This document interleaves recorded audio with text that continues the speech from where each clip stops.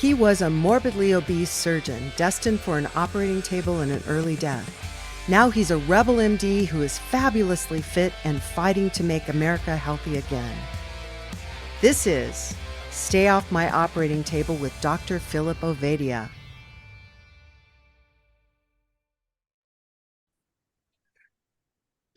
All right, well, we've already started talking, so I guess I ought to start recording. This is the Stay Off My Operating Table podcast with Dr. Philip Ovadia.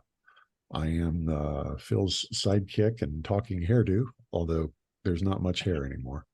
Jack healed. And we are joined today by Dr. Andrew Koutnik, who's going to make our second consecutive week of hopefully helping us nerd out on some of the science behind a healthy metabolism. Phil, why don't you introduce our guest a little more?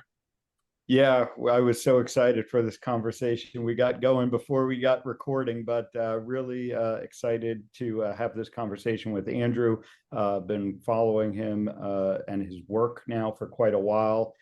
He gets into so many interesting areas, both as we'll talk about the management of his own health conditions and then some really top-level research into many of the issues around nutrition. So with that, let me turn it over to Andrew Koutnik and let him kind of introduce himself to our audience and give a little bit of his background.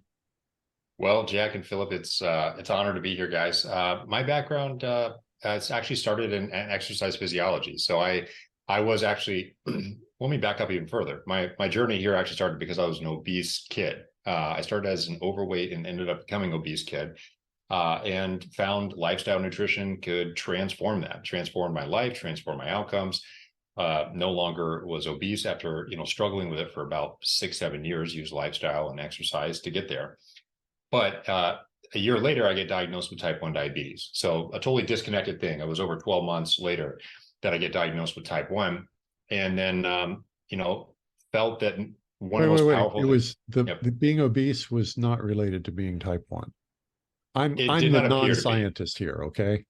Yeah, so a good question, Jack. So we don't totally understand why someone like me or someone else gets type 1 diabetes. We know there's a host of susceptibilities that lead someone like me to be at risk, but there's environmental and genetic factors. So your parents give you some level of risk, but your environment also contributes. So even if you have two identical twins, there's only about a 50% risk of if one has type 1, the other one's going to get it. So we know that at best, it's not 100% genetic. We know there's some environmental factor leading into it. There's been a number of hypotheses around this, whether it's vitamin D exposure, breast milk. There's been some solid science around viral exposures by someone named Kendra Vahik, a friend of mine at University of South Florida. So there's a number of things that ultimately cause the immune system to change and ultimately attack our own bodies, is the simple way of putting it, and ultimately kill the cells in the body that produce insulin.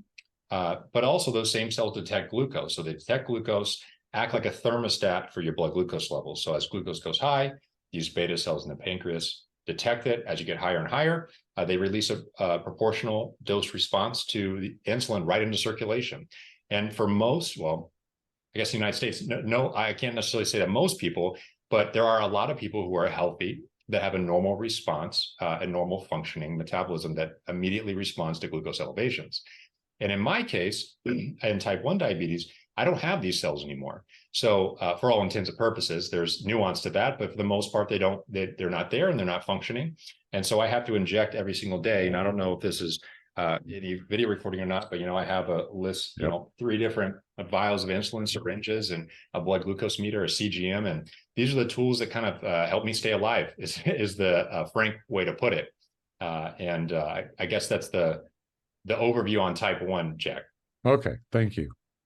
Yeah, and just to make it clear, and I forget if we've really discussed this on the podcast before, the distinction between type 1 and type 2 diabetes is basically type 1 diabetes, your body no longer makes insulin, while in type 2 diabetes, it's actually your body is making excessive insulin, but the cells aren't responding to it, essentially.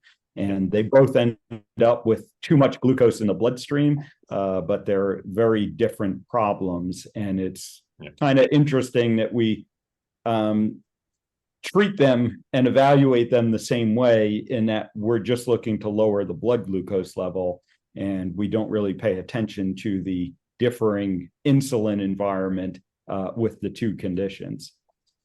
And there's a lot of nuance into that. I mean, it's a great way of describing and distinguishing type 1 and type 2.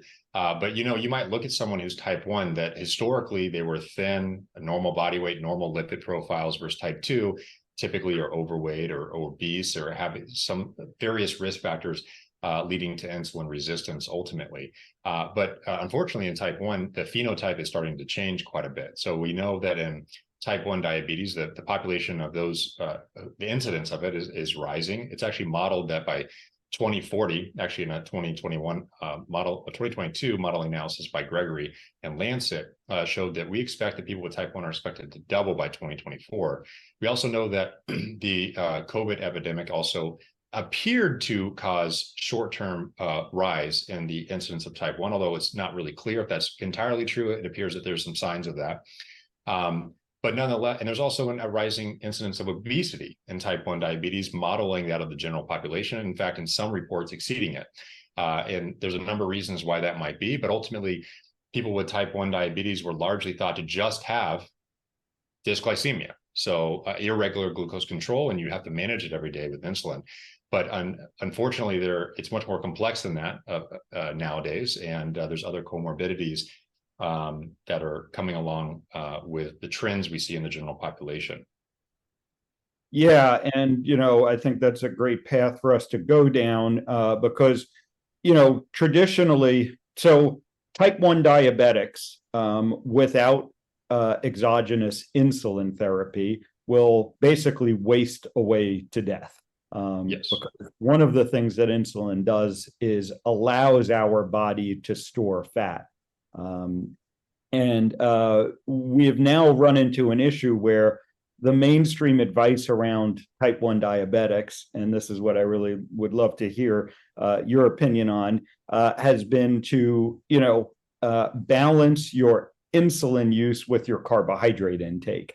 And really the suggestion is to have what many of us would consider an excessive amount of carbohydrates and then balance that with injecting insulin. And this has allowed many type 1 diabetics now to get obese because they're eating these carbs and they're, chasing it with the insulin. You've certainly taken a very different approach. So I'd love to hear some about that.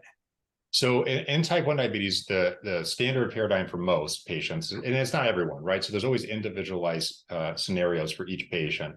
But the general approach that was utilized for a long period of time, especially when I was diagnosed about 16, almost 17 years ago, was you count the amount of carbohydrates you're going to consume, and then you give a correction ratio, so carb to insulin ratio for the amount of carbohydrates you're going to consume. And that could be, 1 unit for every 10 grams of carbohydrates, 1 to 15, 1 to 20, it's all individualized, but that's called carb counting strategy. And it's very commonly used.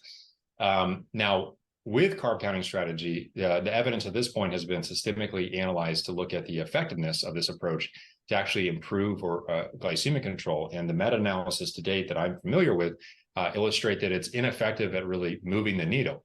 Now, there's a number of reasons why we could talk about why that might be, but it's also important to back up for a second and talk about nutrition in general. When we talk about type 1 diabetes, you don't have the ability to detect and automatically release insulin in the body. So what does that mean for a patient? Well, that means that every single meal of every single day, Andrew Koutnik or someone else with type 1 diabetes has to sit down, prepare a meal, look at their meal and decide how much insulin do I need to administer for this meal? What type of insulin should I give? How many units? Should I take one dose or multiple doses? Should I extend the dose if I have a pump? What's my current glucose level right now? Because if it's high, should I give additional insulin to account for the food and the elevated glucose levels? All those things are in the mix for accounting for what is often a very difficult situation to account for and mathematically calculate it. In essence, you have to become an expert of your own metabolism, whether you like it or not with type 1 diabetes. But there's almost an infinite number of factors. In fact, you can go online and Google changes in insulin sensitivity or glucose control in type 1 diabetes, and find lists about 40 long of all the things that can play into changing why I give 1 unit of insulin one day for one meal, and the same meal the very next day may have a slightly different response. And so it makes things very, very difficult and complex. And that's where it brings attention to what are the most potent factors in type 1 diabetes that actually regulate the diagnostic biomarker for this disease. It's the same diagnostic biomarker for type 2 as it is type 1 and prediabetes.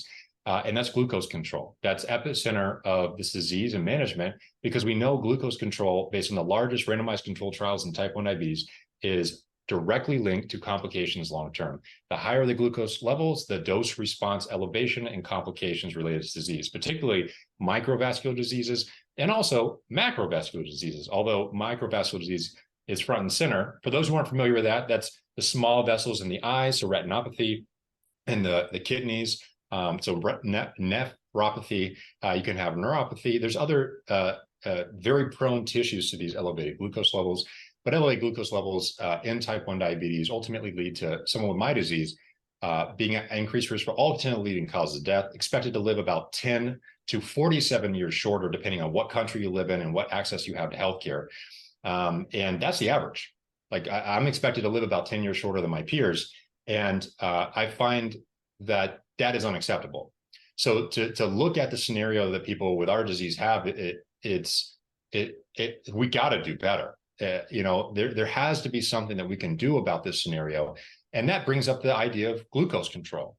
And right now in type 1 diabetes, the best tools we have are often been advancements in medication types, options, and then technology. In fact, we wrote about this in 2021 with Belinda Leonards at Boston Children's about, in one of the graphs, we actually illustrated the trends in advancements revolving type 1 diabetes and its management. And after the invention of insulin in 1921 by Banting and Best, ultimately transmitted to America shortly after that, and then went worldwide pretty quickly.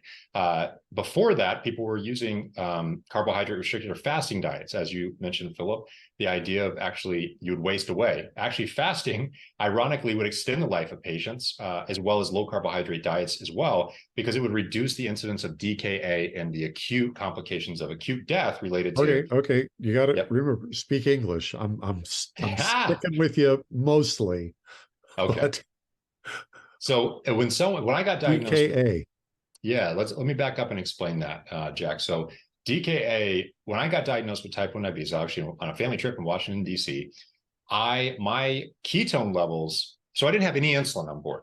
So I wasn't giving insulin because I didn't know I had diabetes. So what was happening is, in the absence of insulin, fat oxidation levels go through the roof, okay? And then ketone production as a byproduct of fat oxidation also goes up. So simple terms, you start oxidizing fat very rapidly, because in the absence of insulin, you need to start burning other fuels if you can't use glycolysis pathways.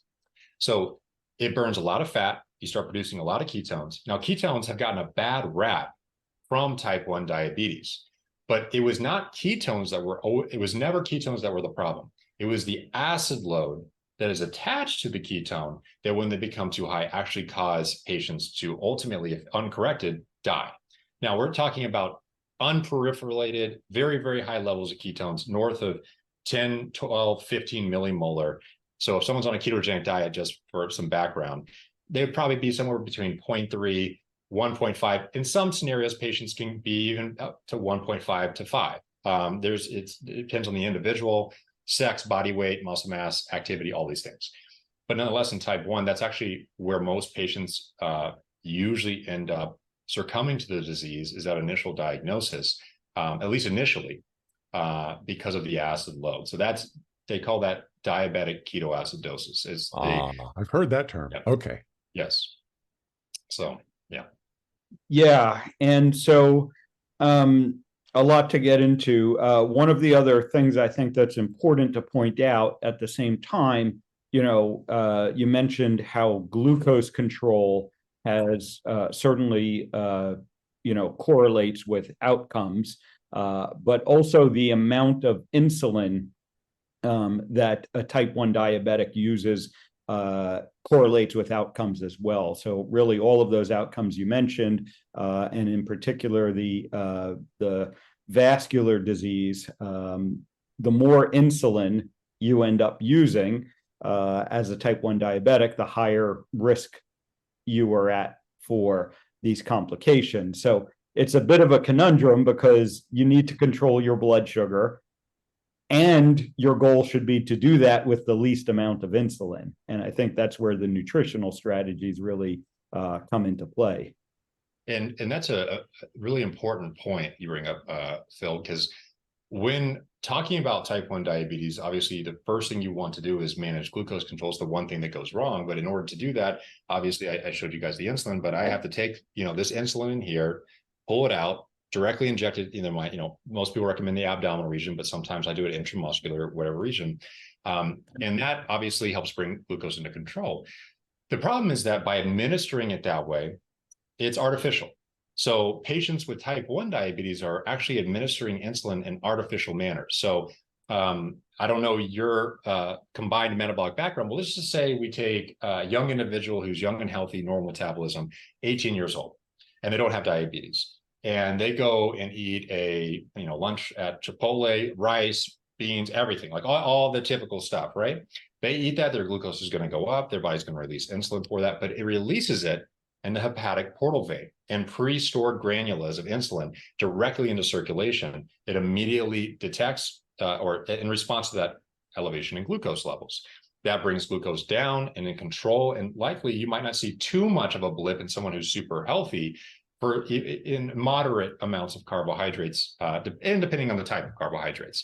But in the type 1 diabetic patient, i.e. myself, I'm injecting into the adipose tissue or the muscle. It's not going directly into circulation. So I'm actually hypersaturating my peripheral tissues disproportionately with insulin. So they call this iotropic hyperinsulinemia. So in the case of type 1 diabetes, we know that even outside of type 1 diabetes, we know that insulin levels have an important role in macrovascular disease or complications, at least its resistance and elevation. In type 1 diabetes, you are hypersaturating these peripheral tissues by default based on the route of administration. You also typically, in people with type 1 diabetes, have blood sugar levels that are averaging around 180 milligrams per deciliter on average, with a standard deviation around 60 around that mean. So 120 total deviation around the mean. Those are profound glucose levels and also risks related to insulin and how it's administered. And so, as Philip, you said, that does bring up an important question about diet. Diet is, at least carbohydrates specifically, are the most potent postprandial hyperglycemic factor in type 1 diabetes. Insulin is the most potent hypoglycemic agent. Now, Jack, you twitched for a second. You got a question? I was trying to work through postprandial something. And I think what that means is what happens after you eat, but I kind of... Yes. Nailed it, Jack. So Jack's on top of it. So if I go eat a meal right afterwards, they use these fancy terms in medicine, postprandial. So you ate a meal. So right after the meal is this window of time where in type 1 diabetes, the most potent factor for elevated glucose levels after meal is carbohydrates. Okay. There is no other factor as powerful as that. Now, exercise comes close in some scenarios, especially if you have a really profound, stressful exercise bout with high intensity and you can get some glucose levels quickly. But on a reliable day-by-day basis, carbohydrates are king in that category. So when we talk about the 40 factors in type 1 diabetes or plus, you could really come up with an endless list here. You can attempt to address all of them, but that would be extremely difficult. And a more effective manner is to think, how do I address the most potent factors in managing my disease? And so that brings up a conversation around carbohydrates, which is very controversial in type 1 diabetes. The idea that you get a disease, it's not your choice. And then you have to consider this controversial idea of should you eat more or less carbohydrates to manage your disease? And I will say as a precedence, a lot of the recommendations have historically been to eat and bolus with insulin in order to correct for the amount of carbohydrates you consume. But even with those strategies, even with the most advanced tools like closed loop system. So Jack, a closed loop system is when you actually have a CGM on your body. You also have an insulin pump and it has a cannula inserted into your fat tissue. And these systems work together to automatically use advanced computer algorithms to automatically administer insulin in response to the food you eat. those tools, when utilized in patients, still only get patients to about 155 to 175 is the average milligrams per deciliter outcomes across these major trials. And HbA1cs don't move even a whole absolute unit percentage point. So these tools aren't fixing the problem. And it introduces a question of what else should we add to the mix? What other options are potentially available to address that? And we know that there is a number of observational analysis, short-term randomized controlled trials, although there's no randomized controlled trial over 7 days in this category, but very low carbohydrate diets is a topic that has been brought up and something that I'm actively exploring and studying right now in type 1 diabetes. You said HbA1c. That's the thing that says what you're basically a marker of inflammation in the body, correct? So HbA1c is a proxy for total glucose exposure over a 2 to 3 month period of time. So at least it's used as that. When it was originally discovered, I believe it was in Iran that was originally discovered, they actually found that a subset of patients with diabetes actually had elevated, they use these Western blots, but I won't get too detailed. In essence, it was discovered to find that glucose actually sticks to certain tissues in the body. And as it goes higher and higher and higher, more of it is sticking to tissues. Well, they found that it actually sticks to red blood cells at the A1C subunit. So they call it hemoglobin A1C. So the higher that hemoglobin has in its how many glucose molecules are bound to that A1C unit of the hemoglobin in your blood, the more glucose you've been exposed to over a 2 to 3 month period. So they really use it as a long-term metric for total glucose exposure. And keep in mind, we didn't have CGMs, at least reliably across the use in type 1 diabetes, even up to you have to go past a decade. Within this decade is when you started seeing an uptick in these use. But before that, you didn't have things like that. You had single finger stick meter use. And then you tried to make some assumptions around what your finger stick meter use is and what maybe your glucose is doing on a regular day.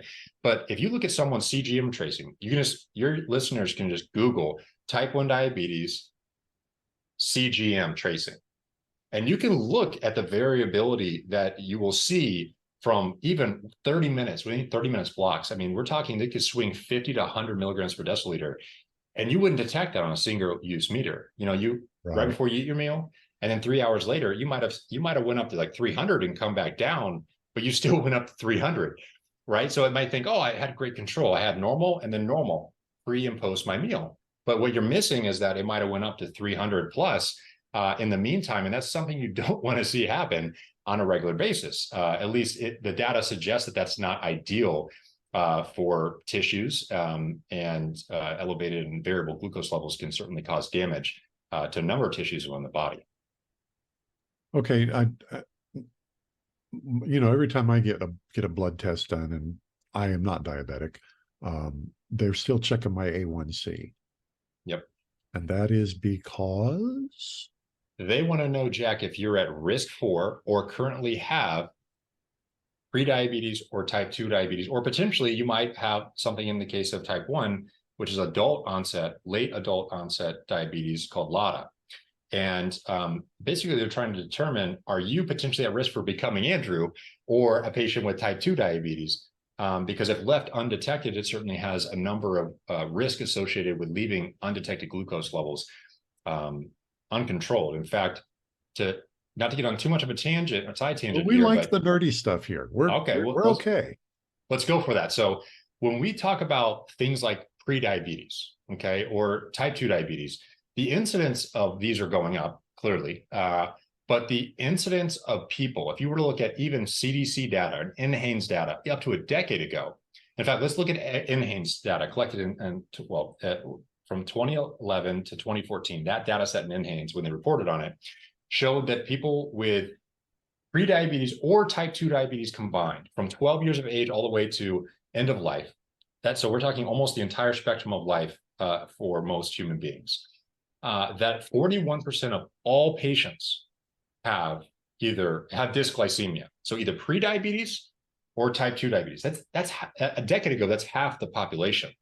The incidence of undetected diabetes within that cohort, so undetected dysglycemia, was, depends on if you're looking at NHANES data or CDC data or what report you're looking at. These range anywhere from a third to up to a half of patients.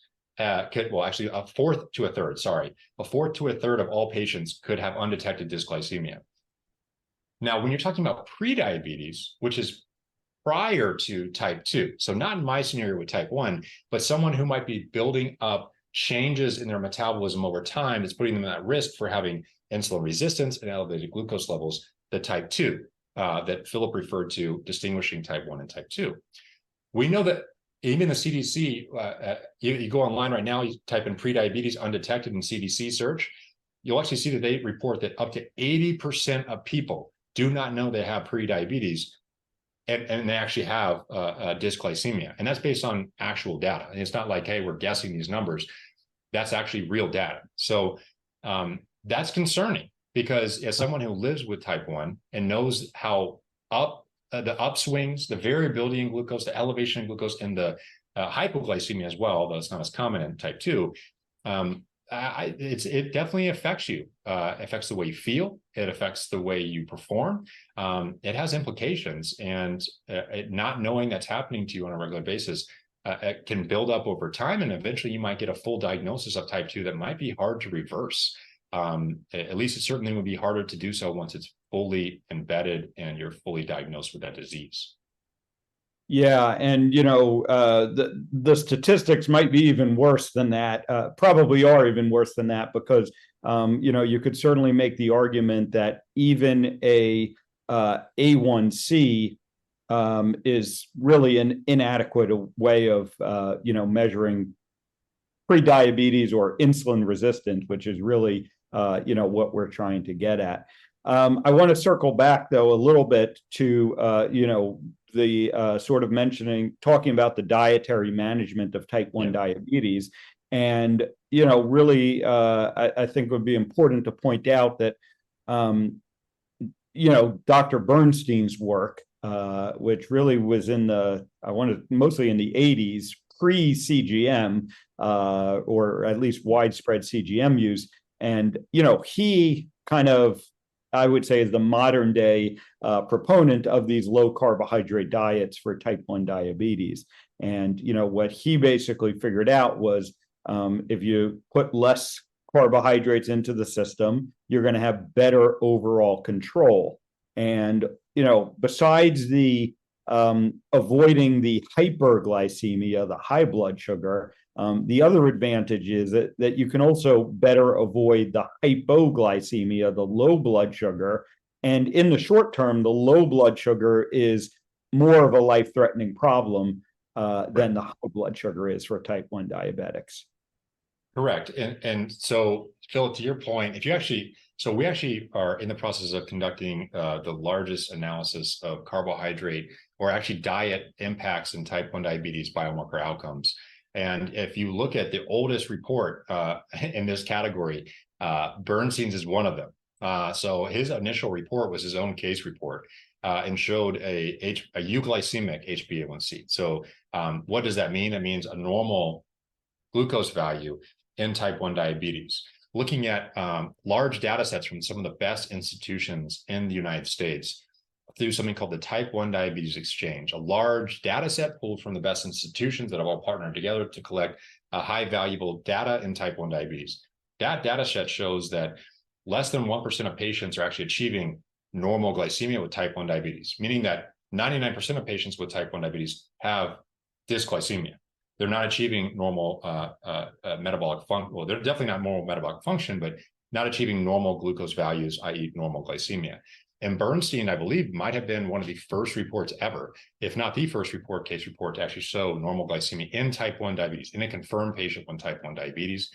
And he uses he has a book on it called Diabetes Solutions, which promotes the idea of lowering carbohydrates and keeping a protein-focused diet and allowing fat to be used as energy as needed, not to be used in excess, but just as needed. And he reported his ability to achieve normal glucose control. And now that book has become one of the biggest, and also, frankly, one of the most controversial topics over the last decade in type 1 diabetes. But on the backdrop of that book, there's a group called Type 1 Grit that has largely most of its members follow that approach. And that approach isn't just, by the way, lowering carbohydrates. That approach is also changing the insulin profiles to now match different food kinetics. Because when you look at curves of glucose-induced changes in glycemic in the body, it isn't just carbs that raise blood glucose levels in the body. Those are the most potent. Let's say you have 50 grams of carbs from a potato. Let's say for your users, let's say you go up 10 absolute units, just arbitrary, right? So 10. Well, if you have protein, 50 grams of protein, you only have about four absolute units. So it's only about 40% of what carbohydrates do, but it still elevates glucose, but it's more prolonged and delayed.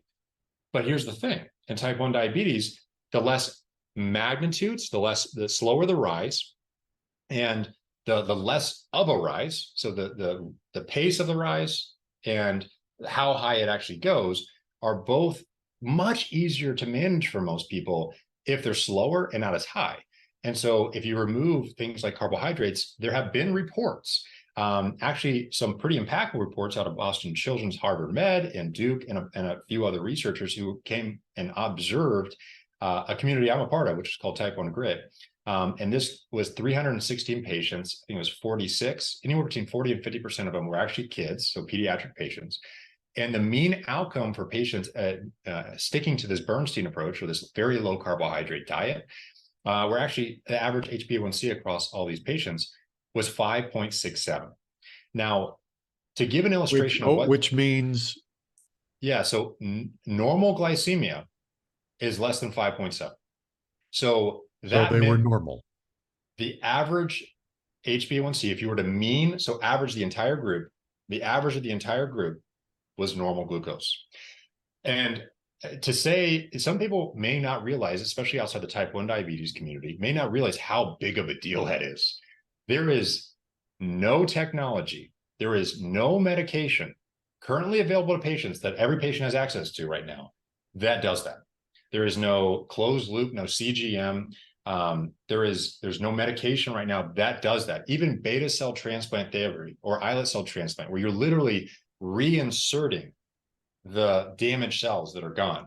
Over time, most of these reports have shown that most patients go back up in their HbA1c over time. Their beta cells don't last forever. They actually end up weaning over time, so dying off. They're on immunosuppressants the entire time. Oftentimes, it requires an immunosuppressant chronically for the rest of your life. And most patients end up getting back on insulin. So if these technologies are getting better, one day that'll probably end up being the functional cure for type 1 diabetes, if it ever gets to that point. Although I've been warned it might not be coming for a long period of time. We are a pretty far ways away from understanding enough about this problem and the immune system to really correct it. But you never know. Things can turn a corner quickly in science and take off. But nonetheless, when we get back to diet and we talk about diet and the implications of type 1 diabetes, there are reports, observational reports at least, showing that patients are able to achieve on average normal glucose control with very low carbohydrate diets. And having looked at every single study ever reported using carbohydrates in a confirmed type 1 diabetes population and looking at actual outcomes, hopefully there'll be an opportunity to come back and speak to you guys about that when it's officially published. But I can suffice it to say that those results illustrate that this is not an uncommon phenomenon. It's not uncommon. That paper in Pediatrics published, I believe, in 2018 was one of the most viewed papers. It was the most viewed paper in pediatric that year. That's the publication journal it came out in. There's also a New York Times article that came out about it and was the most emailed New York Times article of the year that year. So there's a huge amount of interest that came out about this because it's just not observed. Again, less than 1% of patients are seeing this, these values, and to show that it's possible is a very big deal. And that's the goal. I think my goal as someone who researches type 1 diabetes in general, and obesity and metabolic health, and from a nutrition focus, my goal for the world of type 1 diabetes as a patient as well, as an advocate for this community, is to have normal glycemia. It doesn't have to be. I'm not beholden to any one diet. It isn't the make all, break all, low carbohydrate ketogenic diet is the fix all for everything. We're talking about just things that work. We just want solutions that work. And at the end of the day, there's illustrations that diet appears to be one of the most reliable, evidence-based ways to achieve normal glycemia in type 1 diabetes, if that is your end target. And I do believe the goal for me, in my mind, is that every patient with type 1 diabetes will eventually have zero complications and normal glycemia. We're clearly not there yet. And I'm not preaching here per se to say I have the solution, the fixes to all these issues. But I will say that there are solutions that are being illustrated to patients right now that I think are important to talk about, i.e. things like these dietary strategies that could be used not only in isolation, but also in tandem with other tools, such as closed loop systems or other medications and technologies that can help improve the quality of life of patients living with this disease. Because again, diet's not a cure for this problem. Medication's not a cure for this problem. And technology is not a cure for this disease.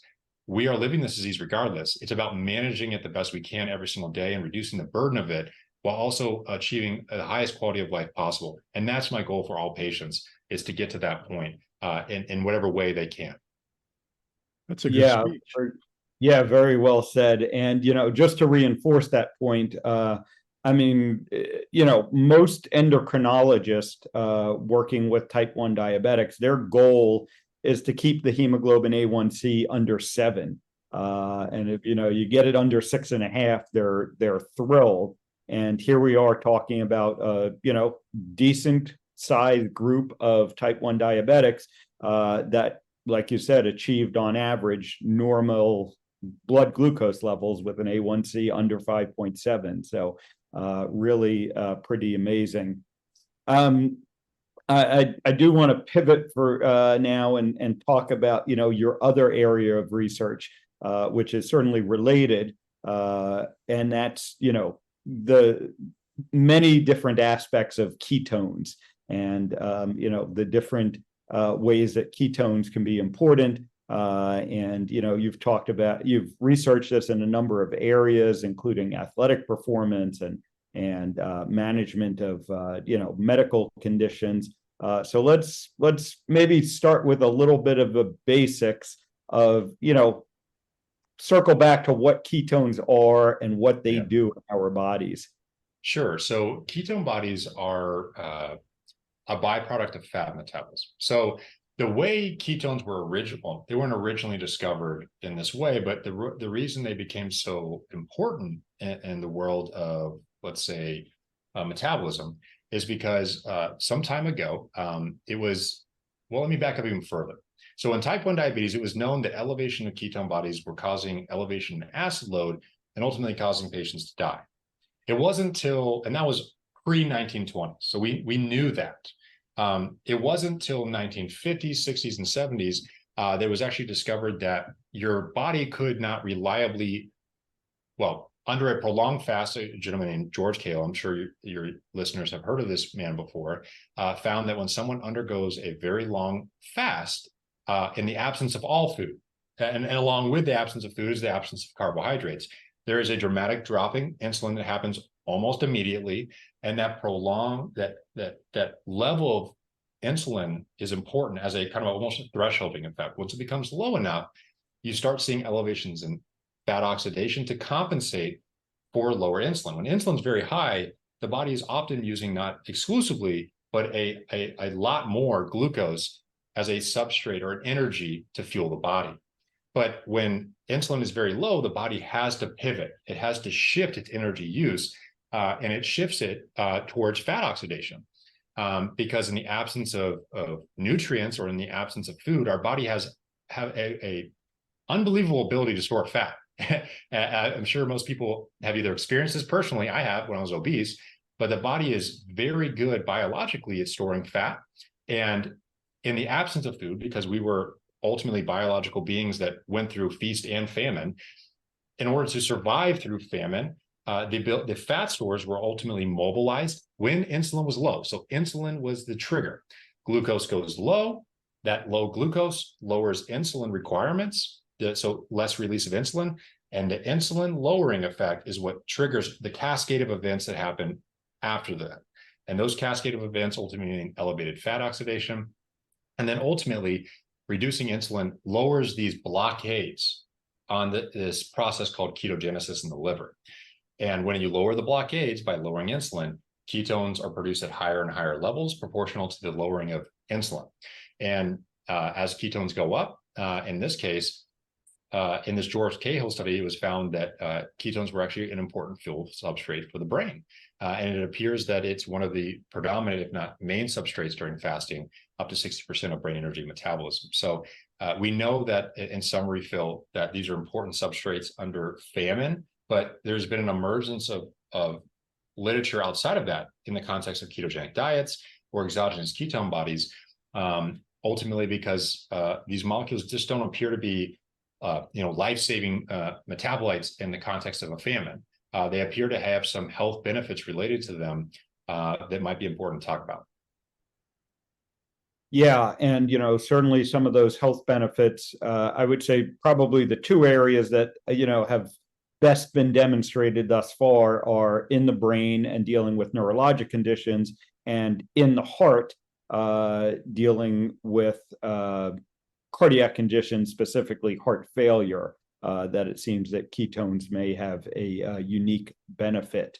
One of the controversial areas, I guess, in all of this that I think gets discussed a lot, maybe on social media particularly, is does our body actually prefer ketones? Are ketones the preferred fuel source for our body overall, or for particular organs, like the brain and the heart? And I'd like to hear your thoughts on that. So I'm going to give you both sides of the argument. So one argument is that when you're fasting or on a ketogenic diet, the absence of that elevates ketone bodies. But the second you reintroduce carbohydrates, ketones go lower and your body immediately shifts back to, at least in most scenarios, back to glucose predominant metabolism. So that's the argument for why glucose might be the preferred fuel substrate. But the counter argument to that is actually evidence that has looked at directly infusing ketone bodies into human beings, and actually have illustrated some from Stephen Koutnik, illustrating that the higher the ketone bodies were in the serum were proportional to the amount of ketones that were metabolized in the brain. So it seemed to be a dose response, which is not what you necessarily observe with glucose. And so that illustrated that there's a possibility that when you actually directly assess whether ketones are preferred, if you provide more of them, are they just preferably metabolized, it appears that they might be in the brain, according to George Cahill's evidence. So that's the two sides of the argument here. And I think there is an unbelievable amount of nuance, because I do think ketones could be a preferred fuel substrate in certain tissues, maybe most of the time. But there also are specific contexts where they might be preferred, maybe in low insulin environments, or in different contexts where there might be metabolic derangement, such as George Cahill and others, not George Cahill, but Stephen Koutnik and others have also illustrated in the context of, let's say, brain energy deficits. We've also done some work in hypoxia, looking at the use of it, again, in a brain energy deficit scenario. And as Phil, to your point, it does appear that these are really powerful molecules in the brain, and that might be one of the tissues, based on some of Stephen Kounik's data, that illustrates it might be a preferred fuel. But again, there's a counter argument. It's legitimately good, which is if you just reintroduce carbs, then you shift back to some glucose.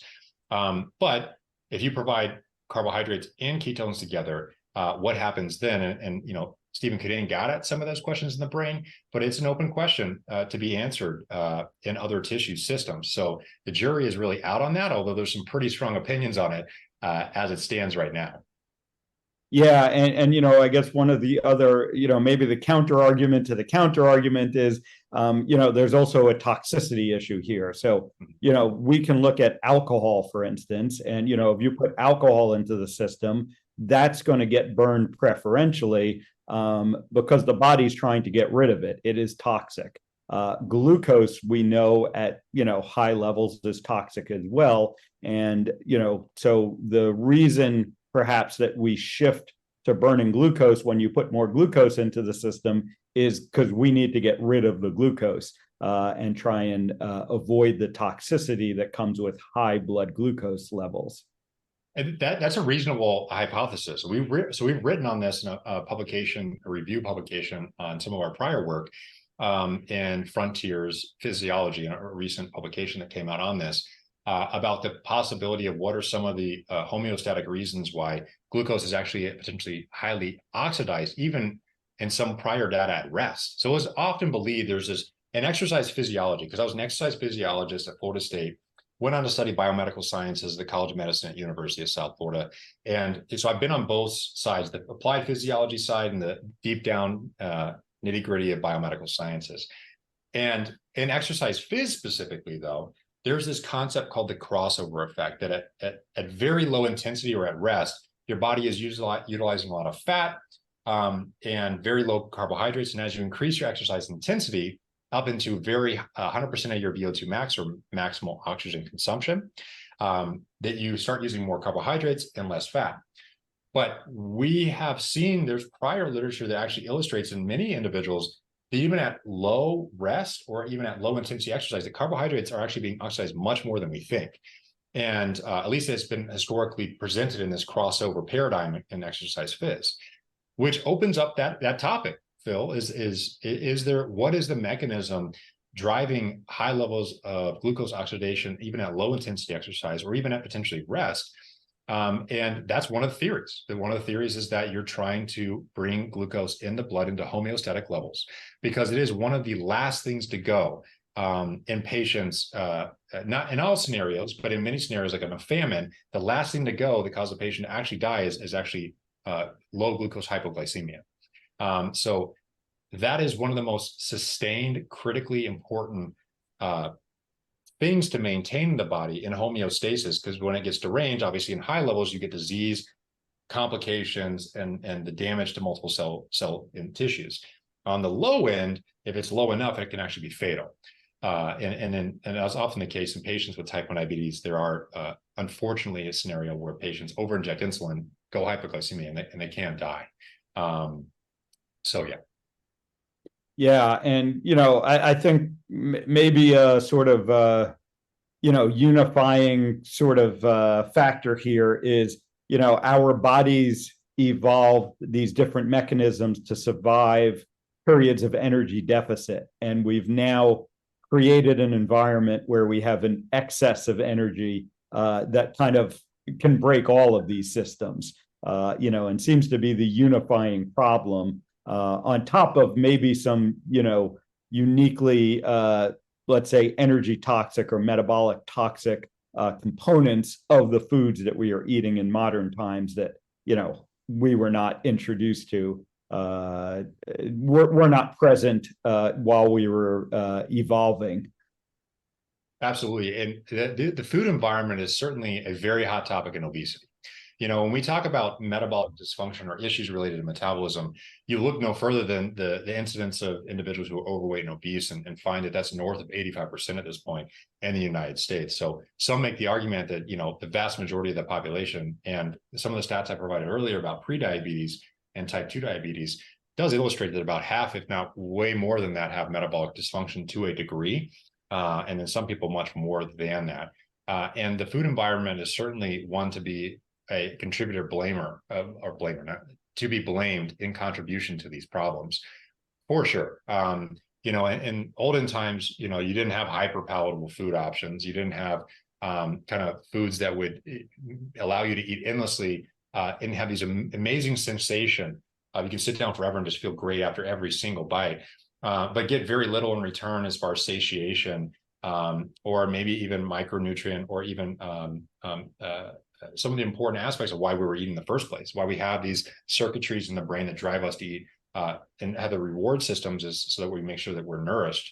And as you point out, we're certainly well beyond the nourished state at this point, and people are actually developing reverse approaches to I guess unhack, so to speak, this environment, or I guess hack our way out of this environment that we're currently in. And a lot of that's just kind of going back to the basics. At least some of those approaches is attempting to get away from where we're at now. And you have like tools, like, for example, like Ozempic and some of the other drugs. I mean, at its core, they do a lot of things, but they're trying to literally reverse some of the major problems the food environment has created. And it's powerful. The food is a very, very powerful thing, both and driving dysfunction and poor health, but also can be a very, very powerful tool in getting it as well. Getting great health and improving metabolism, as many patients with disease, if they've done so, often talk about. Or you go to YouTube, you can find many people preaching about the impact that food can have for them. So it goes both ways. One other very interesting aspect of ketones that you've published on that I wanted to touch on was their role or their possible role in the immune system. Yeah, so ketone bodies. So we've published on a kind of a few things. We published on cancer, body weight regulation, sports performance. We've done a few human trials in that. We've recently looked at things like hypoxia and other environments. But ketone bodies do appear to have an interesting role in the immune system as well, and the potentially to actually fuel certain immune cells versus others. So there's some work actually out of our lab by someone named Shannon Kessel, who worked with Diagnose. So that's where I got my PhD.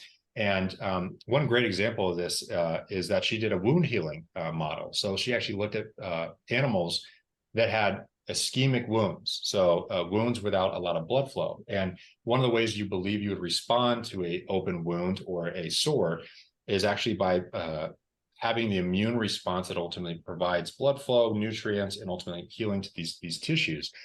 And her data has illustrated that by exogenously administering ketone bodies, that they were able to expedite the healing time for these animals. But there's also evidence to direct cell effects on the immune systems. We know that these molecules directly change certain processes related to inflammation, epigenetics, oxidative stress. So those processes are not particularly exclusive to one particular tissue per se. So the epigenetic effects appear to happen over multiple tissues and multiple potential cell systems. And so, there's a lot to that and a lot of potential areas to explore. But honestly, a lot of that work, so Philip, to give a kind of a caveat to a lot of this work at present, a lot of it has shown some really remarkable stuff in cells and also in rodent model systems, so mice or rats. But we're only just now getting to the point where we're starting to see randomized controlled trials in things like dementia, Alzheimer's, and other environments for specifically for ketone bodies. Now, the ketogenic diet has obviously superseded this by 100 years, but things like the ketone exogenous administration has really blown up over the last decade simply because of the ability for these emergent tools called exogenous ketone bodies to actually just be orally consumed and elevate ketone bodies to levels that you'd only achieve by fasting for 1 or 2 weeks. When I was stalking you to find out who you were in preparation for you being on the show. Very normal, Jack. No worries. Yeah. I ran across a couple of articles that you authored or were contributing to. One of them, actually, a lot of articles, but there were a couple of topics that really caught my eye. One, of course, was the exogenous ketones. And you touched on how they might relate to athletic performance. And the other one that caught my eye was, I think of it as cold plunges, but I may be doing this. Cold therapy I don't want to take us way down a rabbit trail, but that caught my eye. I have not done what I call cryotherapy before. So I haven't studied that before, but I have studied ketones in the athletic context in a number of scenarios. Because in 2016, there was a very large study that came out from Oxford, from Kieran Clark's group, that showed that exogenous ketone bodies, when administered in elite level rowers, was able to overwhelmingly shift metabolism. So you could see by just administering ketone bodies from orally, without changing a diet, without doing any dietary change, you just administer these molecules, that their metabolic makeup, so to speak, was completely changed very rapidly. So that really opened a lot of people's eyes. But what opened even more people's eyes is that they actually performed better by about 2%. when administering these molecules versus just standard carbohydrate consumption. Is So that because of they just better endurance? So they did a time trial where they were able to see, how far fast these individuals were able to go. And within that context, they improved 2%. They hypothesized this was related to allowing for ketones to be a substrate throughout performance and allowed for glycogen or glucose to be spared for later on in the athletic endeavor. At least that was a prevailing hypothesis at the time. And that's not new to athletic context. There's been theory for 30, 40 years, maybe even more that I'm aware of, but there might have gone even further back, that not just providing glucose per se as a fuel, but having all fuel systems administered and utilized by the body to maximize available energy during athletic performance. When people think about running, they may think, okay, if I sprint, I'm just using carbohydrates. When the truth is, you're kind of using a little bit of every substrate at each point. You're just using proportionally more fat when you're at rest or low intensity, proportionally more carbs when you're at higher intensity, so to speak. So there's always a little bit more nuance to that conversation, but they thought that when exogenously administering ketone bodies in elite level rowers, that the performance advantage might have been due to the fact that ketones were being utilized as a fuel substrate and then sparing carbohydrates and glycogen for when it was needed for later on in the performance bout. Now, since that point, there have been a number of studies that have come out showing positive and or sometimes negative effects, just depends on what context. But there's some nuance that has to be uncovered there. There are a number of different forms of exogenous ketone bodies, not just one. That study I'm referring to, published in Cell Metabolism in 2016, first authored by Peter Cox, that was using a ketone monoester, which is 1,3-butane-diol attached to a ketone molecule. When it goes in the body, it breaks apart. Ketones directly elevate, go direct into circulation, elevate, and then 1,3-butane-diol, that goes to the liver, is converted into ketones. So you have a 2 ketones for every mole of molecule, so to speak. Now, there are ketone salts, which is a ion or in this context, sodium, potassium, magnesium, calcium attached to ketone bodies. You also have other forms of exogenous ketones, although I don't know if everyone considers them this, but like MCTs, medium chain triglycerides. So those are in breast milk, those are in fats like butter and coconut. And people have actually created now different forms of medium chain triglycerides that are bound to one another to maximize the amount of MCTs administered into the body. And you'll probably see more and more of this as time goes on, more optimized formulations for different purposes.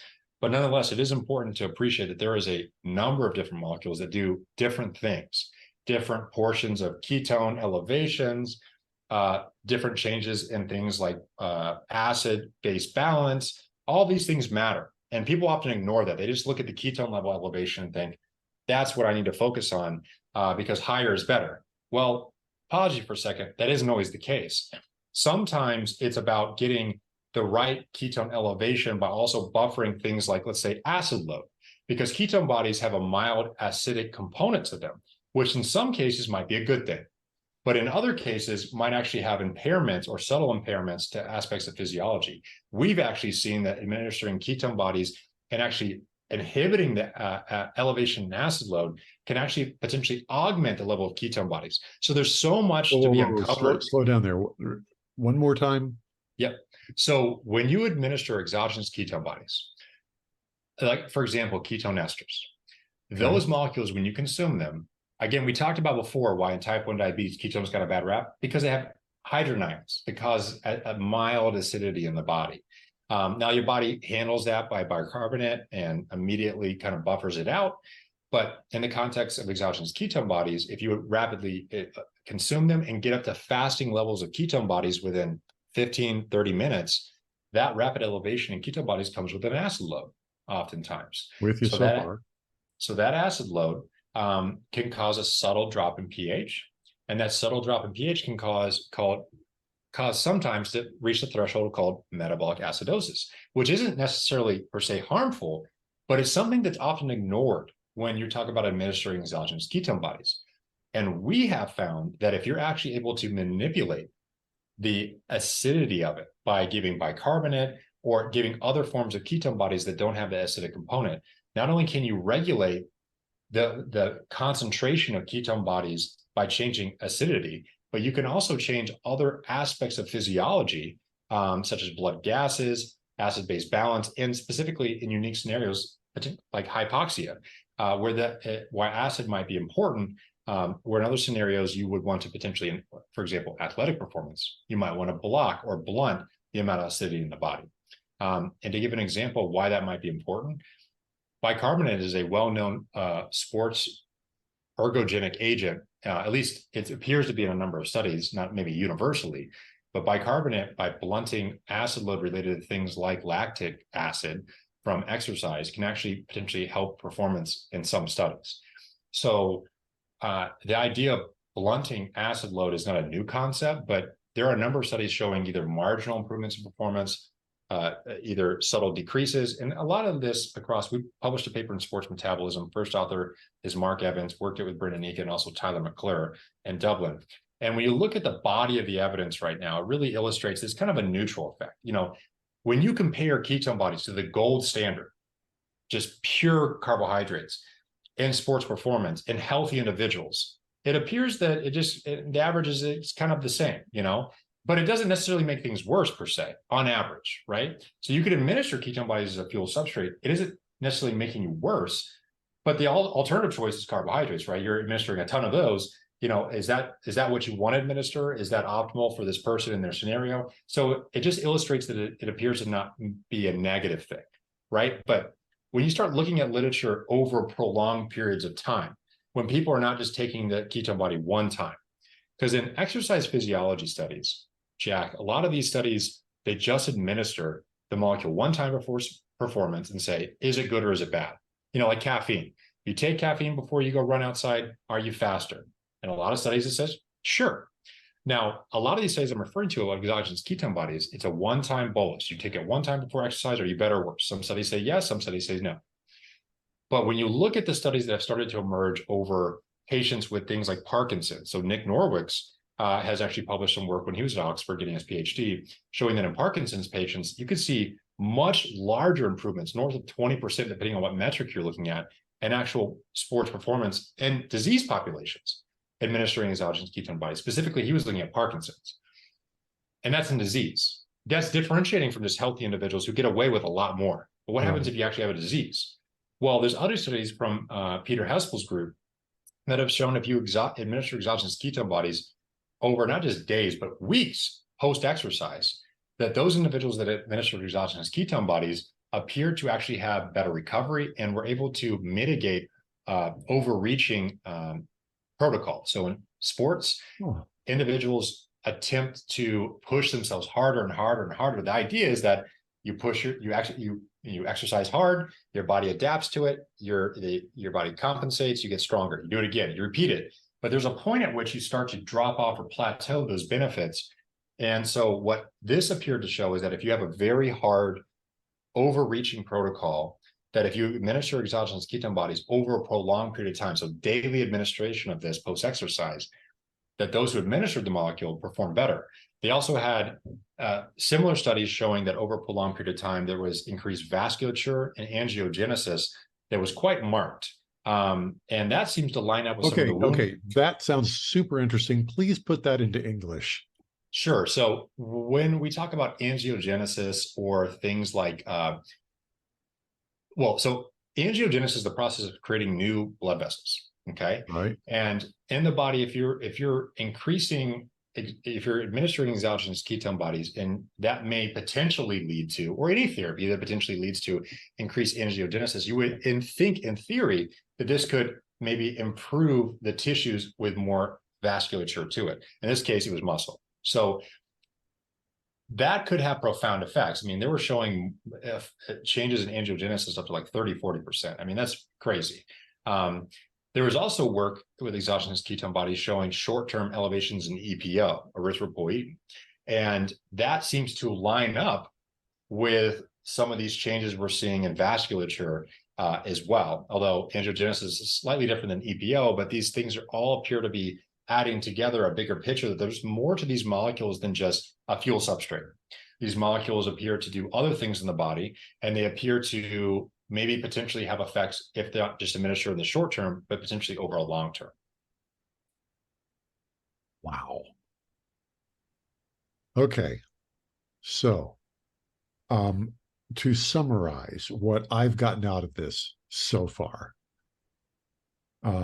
first of all, you have a remarkable mind for recalling names and dates on studies. I don't know how you do that, but I guess in your business, it's a good thing to have. Sometimes it helps, yeah. But type 1 diabetics, it sounds like, in summary, the appropriate diet proves to be significantly more effective at controlling and managing. I'm definitely putting in this into fifth grade English here. Your A1C levels, which is, I guess, how much sugar you've got how much glucose you've got in your blood all the time. Much better than any other technology, any combination of technologies. We're not 100% sure why, but we've got pretty definitive evidence that it's way better than any external treatment. Right now, it appears that, although I will say, I want to caveat that statement and say, of course you do. He's a scientist, right? Folks. Yeah. He has to give it a. Of course, Jack, I have to, right? So largely, that's the point, right? Is that that diet is an unbelievably powerful factor in type 1 diabetes, where 99% of the population is not getting normal glucose control, with the king biomarker being HbA1c. If there's something that could markedly improve that, and it might, if it's diet, and that seems to be an important factor. And there's 17 published studies so far in type 1 diabetes on very low carbohydrate diet, and 14 out of those have illustrated the ability to achieve normal glycemia. That is an unbelievably important finding. But again, I did mention, this is the caveat I'm going to throw out there. When we say it's very well tested, well, we know it's achievable. What we do know right now, it is achievable in patients. There's a number of reports this far. I think we have about 400 participants in over those 17 studies in very low carbohydrate and type 1 diabetes group, with the mean outcome being less than 5.7% HbA1c. But what people want to see, the reason it's not a part of, there's no guidelines for very low carbohydrate diets and type 1 diabetes. Those things don't exist. The reason they don't exist right now could be multifactorial, but one of the biggest reasons they don't exist is because we don't have very long-term randomized controlled trials. Now, I'm a patient with type 1 diabetes, and if I was a healthcare professional, so you guys might be unique in your situation and your ability to talk about unique and diverse topics and be a little more outspoken, but a lot of other people are looking at guidelines and go into a doctor's office and think, I got to provide the best care I can to this patient within the rules that I'm given, right? And so a lot of times those rules are written out verbatim in standard of care guidelines. And very low carbohydrate diets are not in standard of care guidelines because of the absence of these long-term randomized controlled trials. But at the end of the day, if you go on Google Trends right now and look at type in type 1 diabetes. So there's a metric of global interest because the amount of people who are actually going and searching things like say medications or tools. That type 1 diabetes, in relation to type 1 diabetes as a disease, worldwide over the last 5 years, the ketogenic diet is the #1 rising topic related to that. So it's the #1 rising topic over the last 5 years worldwide related to type 1 diabetes. And yet we have no long-term randomized controlled trials. We have no guidelines revolving this strategy. And when I looked at these reports, the 17 in the very low carbohydrate realm, at least half of all these participants were doing it with minimal or no healthcare support. So I had a caveat this, but maybe I caveat it a little harder here, Jack, to say, when I have this disease, I want to do the best thing I can today to feel better, right? So as a patient, they're going to do whatever they can. They're going to find the best solution. They're not going to wait for these things. But the medical community has, without those randomized controlled trials, they're going to be hesitant to make any guidelines, obviously, for a number of reasons. I mean, that could be a whole different podcast altogether. But suffices to say, we certainly need those to come if we ever hope that they're going to reach guidelines and reach more patients, to give better resolution on these approaches to patients with type 1. Yeah, and I think that's exactly a great message to wrap up on is that we need to get the message out to both patients and healthcare practitioners that this is an option and it needs to be better studied so we can get this, be sure that it's safe to introduce into widespread practice. Yeah, I mean, imagine, patients are achieving remarkable outcomes with a very low carbohydrate diet and type 1 diabetes, looking at glycemic focus. That's amazing. Like that is a unbelievable landmark finding. But what if there's this little thing over here that you have like in 10% of patients that you need to account for? That could be fixed if we just knew it existed and could make some adjustments for that subset of the community. That's what these trials could help with. A lot of people think we don't need trials, we don't need, et cetera, et cetera. But the reality is if you ever want to see guidelines, you ever want to see it reach mainstream and institutional advice, it has to get there. And direct to your point, Phil, that's ultimately how it goes. Because you can see a lot of stuff that works in an individual person, but when you go to the greater population, it may not work for everyone. But that's just how it goes. And as a result, there will be people who will be skeptical of approaches like this until they see evidence like that. And that's where we are. So hopefully, I will tell you this, I am directly working to address that problem and hopefully sooner rather than later. Great. And so for people who want to follow the work that you're doing, where's the best place for them to do so? I was not on social media because I always thought it was, kind of drags you down type thing. But it is a great place to share information and reach people. So I am on Twitter. I have a Twitter, Koutnik, Koutnik. And I actually try and stay active on there as much as I can. And that's where most people can find me. I have a little LinkedIn URL below that where you can find other information. I have free resources and other things, about 5 pages of free resources if people are looking to find more information on type 1 diabetes or any of the work we've done or videos that I made about it. It's all free. So if you can go on my Twitter and find that URL, you can kind of get into the weeds and find a bunch of free stuff for people if they want to find out more. Outstanding. Well, as usual, this has been a lot of fun. My brain is both expanded and full at this point. Thank you for being with us, Andrew. I want to, I hope that we get to take another opportunity to talk with you in a little more personal manner about maybe some things that are more opinion and less science. Yep. I think one day, man. Yeah, too. Revolving type 1 diabetes, that is a very personal thing. Yeah, it is at the end of the day, you wake up every single day, and not even wake up, like in the middle of the night, you often wake up in the middle of the night too, managing this disease 24 hours, 7 days a week for the rest of your life. So it is very personal. But there's a whole host of other things we could kind of tap into as well. Very good. Well, we'll put you on the rotating list. Honored Dr. Phil Ovadia and Andrew Koutnik. I'm Jack Heel. This is the Stay Off My Operating Table podcast. Go ahead and subscribe. We drop a new episode every Tuesday, and we'll talk to you next. America is fat and sick and tired. 88% of Americans are metabolically unhealthy and at risk of a sudden heart attack. Are you one of them? Go to ifixhearts.co and take Dr. Ovadia's Metabolic Health Quiz. Learn specific steps you can take to reclaim your health, reduce your risk of heart attack, and stay off Dr. Ovadia's operating table.